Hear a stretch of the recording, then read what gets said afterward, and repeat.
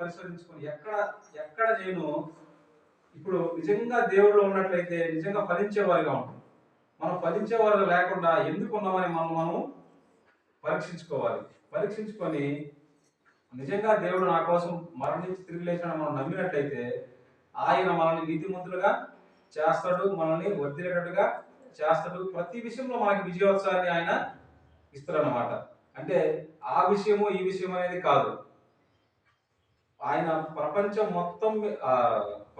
మొత్తం మీద ఆయన విజయాన్ని సాధించాడు. అంటే ఈ ప్రపంచంలో ఎన్నో నామాలు ఉండొచ్చు, అన్ని నామముల కంటే పైనామము ఆయన అన్నమాట. ఆయన నామముల కంటే పైనామము యేసయ్య నామం. ఆ మాట చదవండి ఒకసారి. ఫిలిప్పీయులకు రాసిన పత్రిక చూడండి, 2వ అధ్యాయం 5వ వచనం నుంచి ఉంటుంది 11వ వచనం వరకు.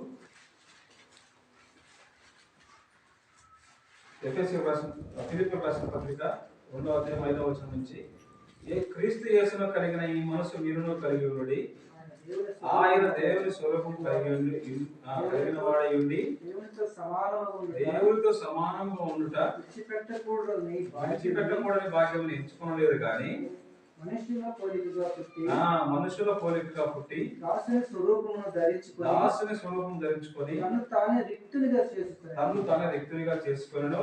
మరియు ఆయన ఆకారమందు మనుషుడిగా కనబడి మరణం పొందినంతగా అనగా శిలువ మరణము పొందినంతగా విధేయత చూపిన వాడై తనను తాను తగ్గించుకొనెను.